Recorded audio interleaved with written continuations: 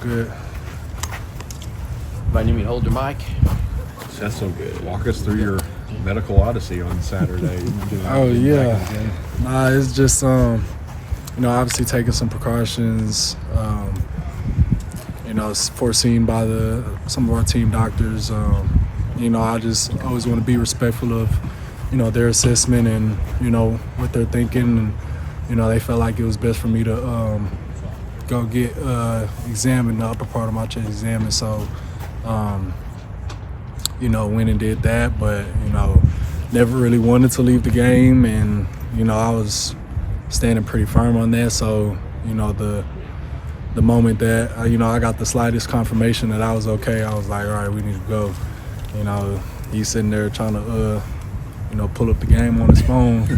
I'm like, man, like, you get in this car and drive. So that's exactly what we did, and I'm super grateful that I was able to come back and try to help put us in a good position. What does that look like? You're just like in a golf cart with an escort to get over to the hospital and get back? Yeah, we were passing the fans and all the tailgaters, and they had all their TVs up, and they were just kind of looking over like, yeah, I'm pretty sure he was just on the screen. I was like, yeah, Seth, like, what you doing? They like, but leaving the hospital, heading back to the stadium, they were cheering me on, and so that's why I was super fired up to go out there and try to help us win. So what I'm saying, shout out BBN. When they take you in there, you got to go through the ER, around these hallways. I've been in there, and all the way to the CAT scan room. I mean, was that scary for you? Like, you wondering what the heck's going on?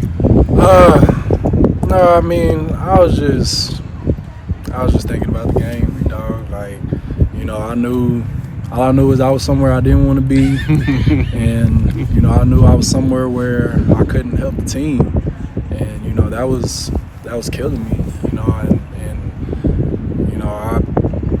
yanked the IVs out my arm and everything. Like, You did? Yeah, I did. I yanked the IVs out my arm, because there was nowhere else I needed to be at that moment other than with my guys, what I'm saying, and ready to get that thing done. So. It was eventful for sure, but yeah, it had to be done. Seth, was this the same issue that kept you out of Georgia, or was this a different injury? Oh no, it was unrelated.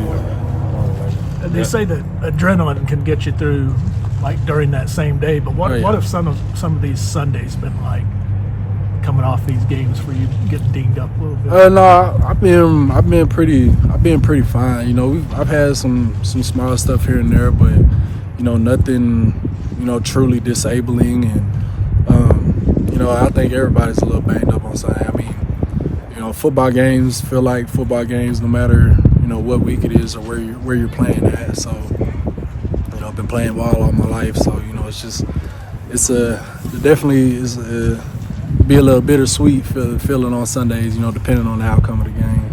We heard that you're pretty good when you're catching passes out of the backfield. We finally got to see some of that on Saturday. So what was really clicking, and how do you think it works so well, particularly that last one in the 2-minute drive? I think that's a testament to, I'm going to give that one to Coach Hamden. That's Coach Bush fully. He did a great job with Cutter this week and just emphasizing, helping him get through his reads, helping him, with his pre-snap ability. And, that's the reason why, I think I had so many completions and why he was able to get the ball to me so fast, because, he was just harping on him all week about, the speed in your decision-making and just, trusting that decision-making. And so, I think Cutter obviously did a great job of that. And so, I'm going to give that one to Coach Hamden and Cutter. What have you seen growth-wise from Cutter since maybe that South Carolina game where things didn't go great? Yeah, he's growing at an extremely fast rate, and I've always, even at the beginning of the season, I told him that his role on this team was going to be a huge factor, regardless of who's starting at quarterback, because just of his presence in the quarterback room added such a competition to that area. It forced you know, everyone to just kind of really be on their P's and Q's. And, you know, obviously that rubs off on other position groups as well. But I remember telling them that, you know, you're going to have an important role on this team, regardless if you're out there on that field or not. You know, how you handle the day-to-day process of you know, the monotony of this sport will ultimately decide, you know, where your destination ends up. And, you know, I think he's found himself in a position of leading us right now, obviously, and, you know, he's doing a great job. He's doing an amazing job.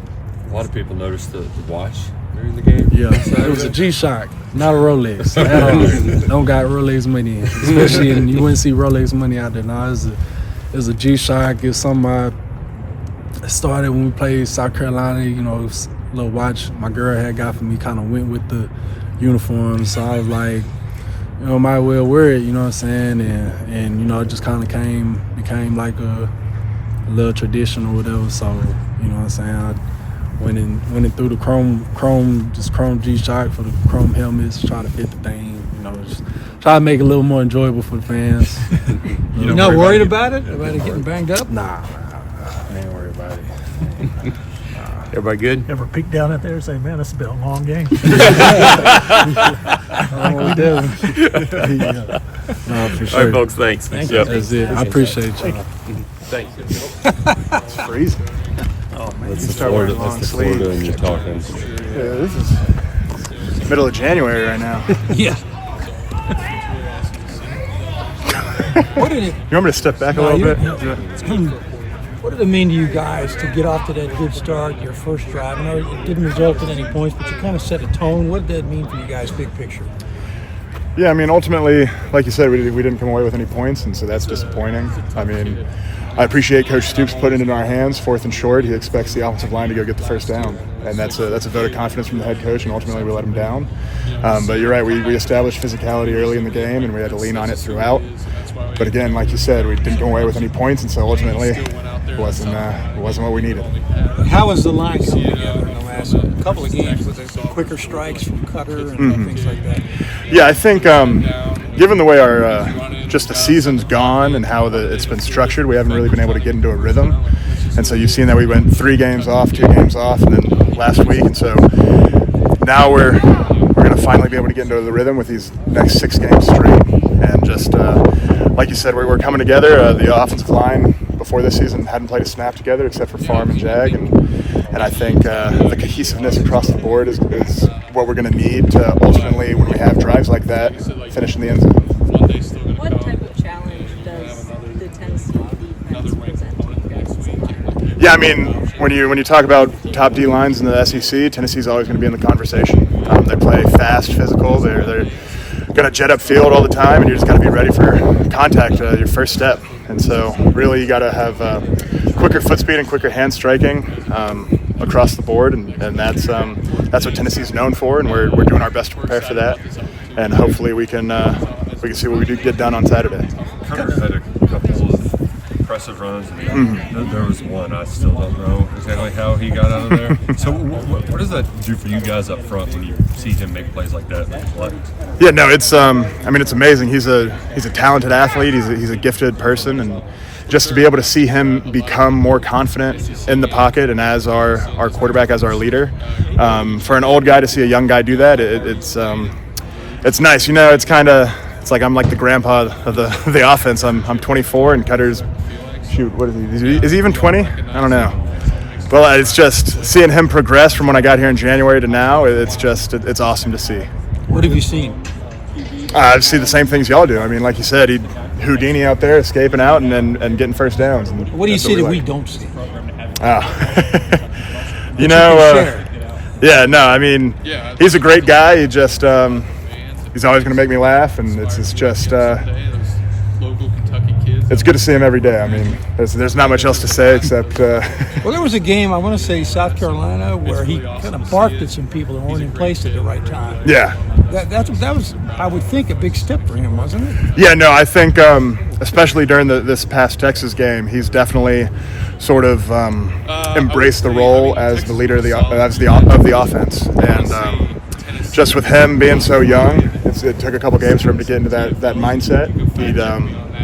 Like I said, he's a great kid. He didn't want to step on anybody's toes, but at the end of the day, he's the quarterback. He runs this thing, and so he knows that the offensive line supports him, and that whatever decision he makes, we're gonna run with. You're familiar with the throes of SEC play and how challenging it can be. How do you make sure that the spirits are still up, even when the results haven't gone your way, and especially that Texas game, like you guys were really close and couldn't eke it out? Yeah, I mean, this goes back to everything I said preseason. You can't get caught up in wins and losses, because at the end of the day, it's 2-3 plays, the ball bounces a different way. We're sitting at 5-1. I mean, we've got a defense that deserves to be 6-0, 5-1, and we as an offense have to counter that and put them in the positions to be successful. And I think when you take wins and losses out of it, you're just trying to improve every day at your position so that you can help the team as best as you can. And I think that's what this sport is all about, and that's why it translates to life in the way that it does. I think no matter what the end result, you still got to play the next play, you still got to play the next game, and I think that's the beauty of this game. Throwing after practice and all that, so like it's really nice to see that. He's one of my best friends, and he's doing really good, and I'm proud of him, and I know he's just going to keep getting better and better.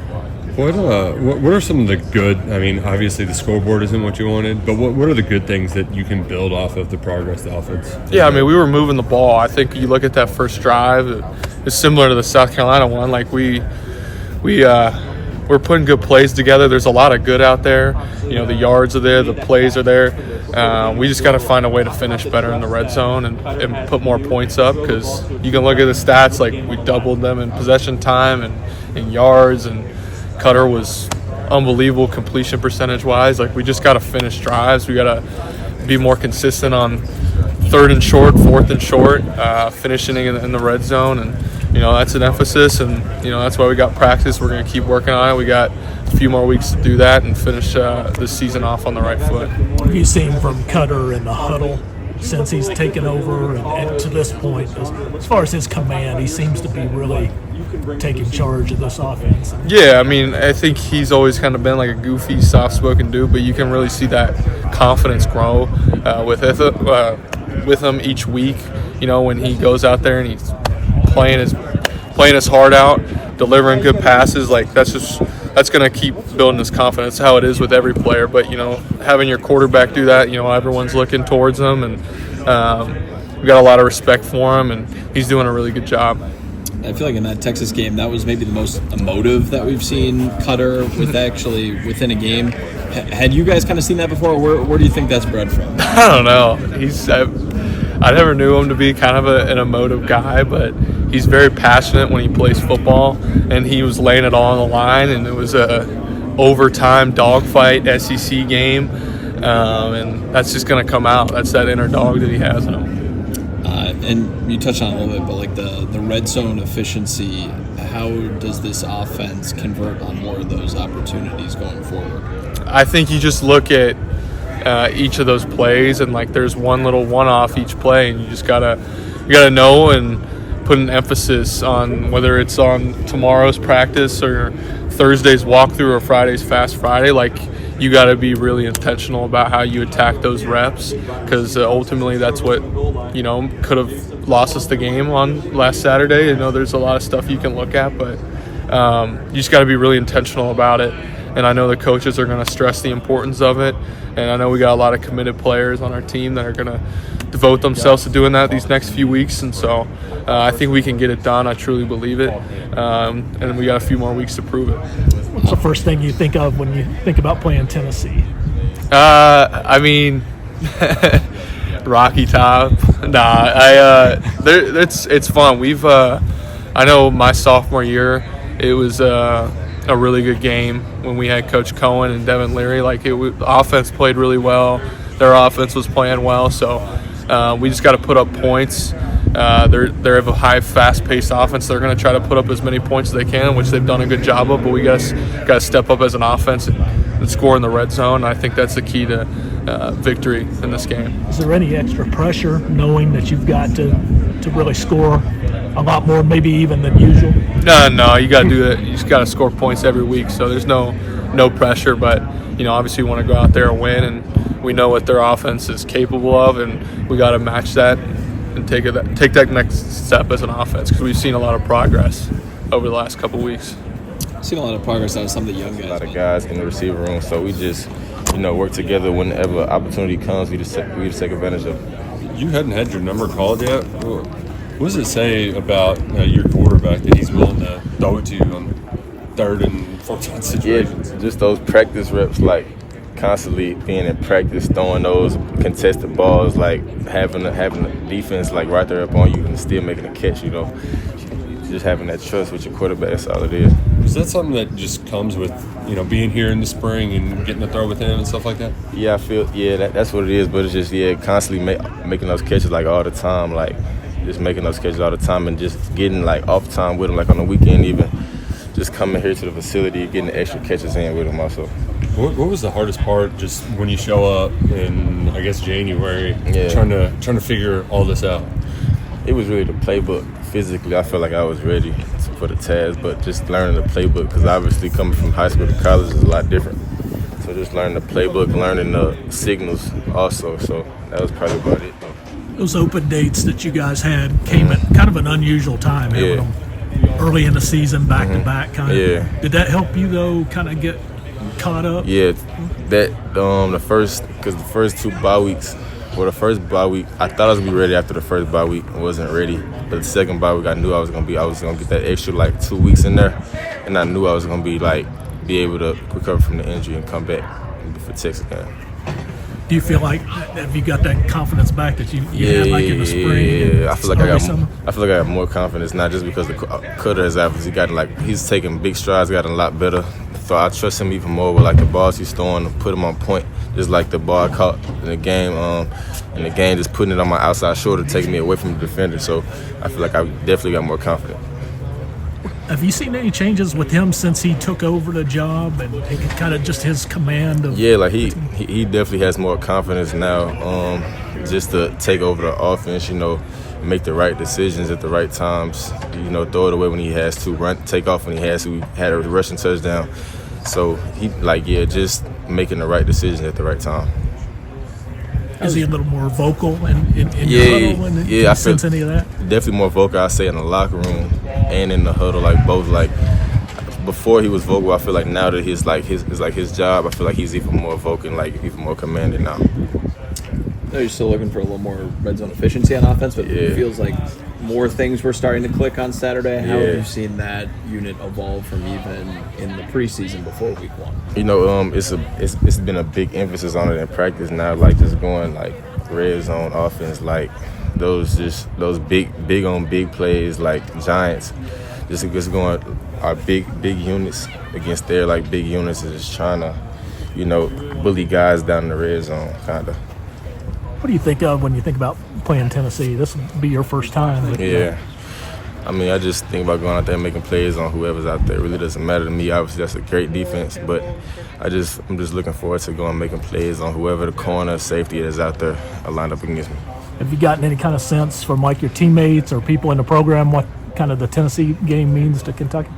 Every game is a big game, of course, but I feel like Tennessee is kind of just like a little bit bigger to us. But I feel like any game is a big game, so we just want to go out there and make plays and come out with the W at the end of the day. Appreciate it. Appreciate it.